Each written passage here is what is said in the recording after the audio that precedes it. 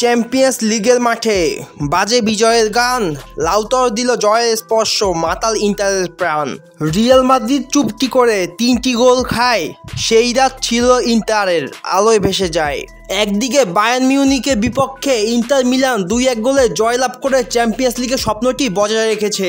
অপরদিকে ডিক্লান রাইসের সৌজন্যে 3টি গোল খেয়ে লন্ডন থেকে বিদায় নিল রিয়াল মাদ্রিদ। চ্যাম্পিয়ন্স লিগের রাতে বায়ার্ন মিউনিখের হোম গ্রাউন্ডে লাউতারো মার্টিনেজের সৌজন্যে 2-1 গোলে জয়লাভ করে ইন্টার মিলান। 85তম মিনিটে থমাস মুলারের জাদুতে একটি গোল করে সমতায় ফিরলেও 88তম মিনিটে ইন্টারের গোলে 2-1 গোলে পরাজয় লাভ করে বায়ার্ন মিউনিখ। নিজেদের হোম গ্রাউন্ডে এসে বায়ার্ন মিউনিখের বিপক্ষে 2-1 গোলে জয়লাভ করা এটি অনেক অসাধারণ ব্যাপার।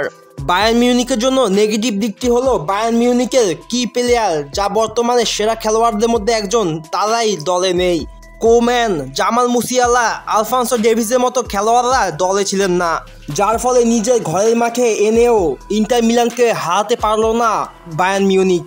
লাউতারো মার্টিনেজ যেমন তার পারফরমেন্স ঠিক তেমনটাই দেখালো এই ম্যাচে। গোলের মাধ্যমে ইন্টার মিলানকে চ্যাম্পিয়ন্স লিগ জেতার স্বপ্নটি বজায় করে রেখেছেন। এখন আসি রিয়াল মাদ্রিদ বনাম আর্সেনালের ম্যাচটি।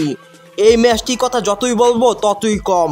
10 মিনিটে একটি ভিডিও বানানো যাবে এই ম্যাচ সম্পর্কে বলতে গেলে।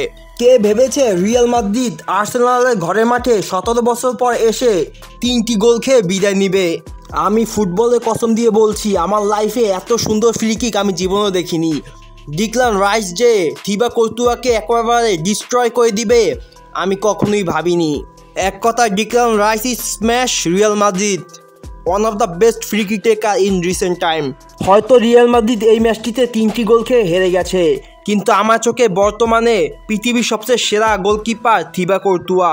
রিয়াল মাদ্রিদের এক কথায় ভাগ্য ভালো যে থিবো কর্তুয়ার মতো খেলোয়াড় তাদের দলে রয়েছে। যদি থিবো কর্তুয়া না থাকতো এই ম্যাচটিতে স্কোর লাইন 3-0 বিপক্ষে 5-0 কিংবা 6-0 হতে পারত। কি অসাধারণ খেলোয়াড় থিবো কর্তুয়া।